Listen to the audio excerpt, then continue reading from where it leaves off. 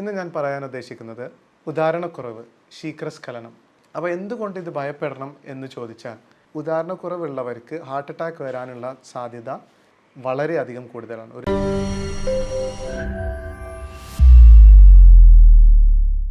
Hi, ഞാൻ doctor Hamid. ഇന്ന് ഞാൻ പറയാൻ ഉദ്ദേശിക്കുന്നത് എൻ്റെ അടുത്ത് സ്ഥിരമായി ഇപ്പോൾ വരുന്ന ഒരു അന്വേഷണമാണ് ഉദാഹരണക്കുറവ്, ശീഘ്രസ്ഖലനം.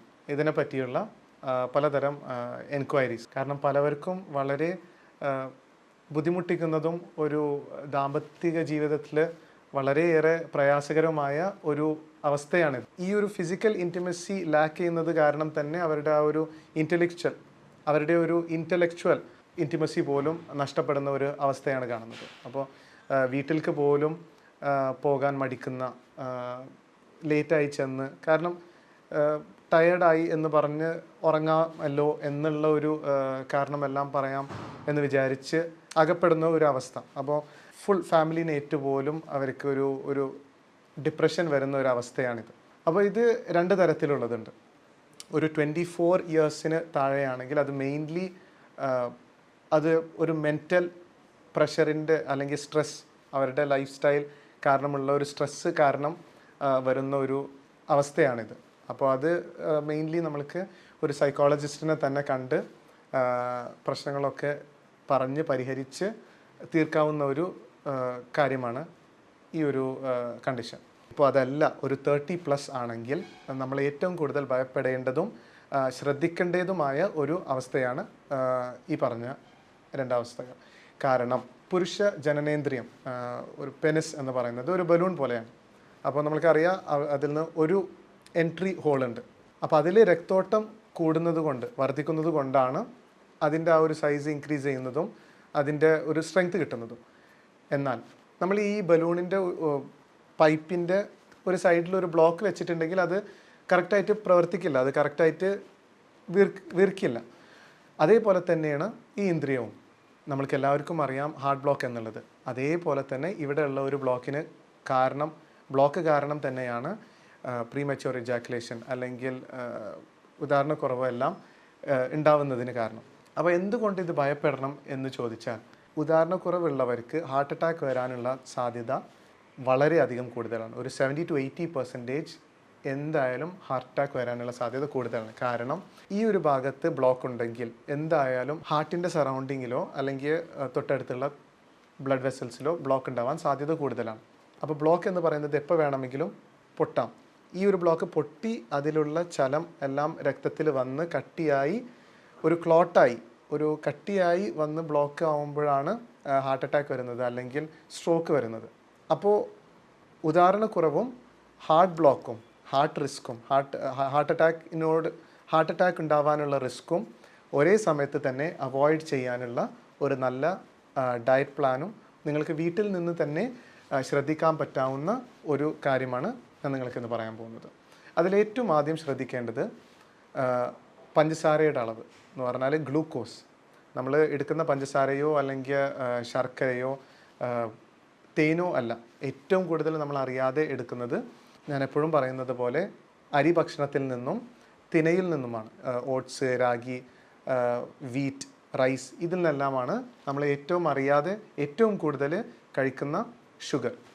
ഇതിലെല്ലാറ്റിലും 70 to 80%, 70 തൊട്ട് 80% ഷുഗറിൻ്റെ അംശം കൂടുതലാണ്. ഈ ഷുഗർ ശരീരത്തിനുള്ളിൽ പോയി ട്രൈഗ്ലിസറൈഡ് എന്ന് പറയുന്ന ഒരു കൊഴുപ്പായി മാറണം, ഒരു കെട്ട കൊഴുപ്പ്. ഇതാണ് ചള്ളക്കൊഴുപ്പ് എന്ന് പറയുന്ന ബാഡ് ഫാറ്റ് എന്ന് പറയുന്ന വസ്തു. ഈ ട്രൈഗ്ലിസറൈഡ് ഇത് വരുന്നത് ഷുഗറിൽ നിന്ന് മാത്രമാണ്. അപ്പോൾ ഇത് കുറയ്ക്കുമ്പോൾ ഈ ബാഡ് ഫാറ്റ് ഉണ്ടാവാതെ നിൽക്കും.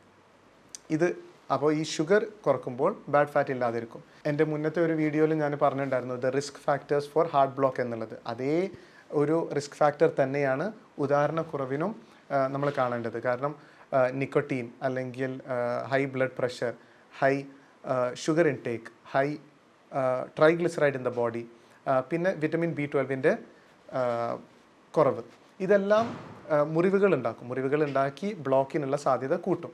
അപ്പോൾ ഇതെല്ലാം ശ്രദ്ധിച്ചു കഴിഞ്ഞാൽ തന്നെ നമ്മളുടെ ബോഡിയിലുള്ള ബ്ലോക്കുകളെ നമുക്ക് പതുക്കനെ നീക്കം ചെയ്യാനും ആ ഇൻഫ്ലമേഷൻ കുറക്കാനും തരണം ചെയ്യാനും പറ്റും. അപ്പോൾ ഏറ്റവും ഫസ്റ്റ് എന്ന് പറഞ്ഞത് ഗ്രെയിൻസ് ഒഴിവാക്കാം. ഗ്രെയിൻസും ഷുഗേഴ്സും ഫ്രൈഡ് ഫുഡ്സും എല്ലാം ഒഴിവാക്കാം, ബേക്കറി ഐറ്റംസ് എല്ലാം. രണ്ടാമതെന്ന് പറയുന്നത് omega-3 എന്ന് പറയുന്ന ഒരു നല്ലൊരു കൊഴുപ്പുണ്ട്.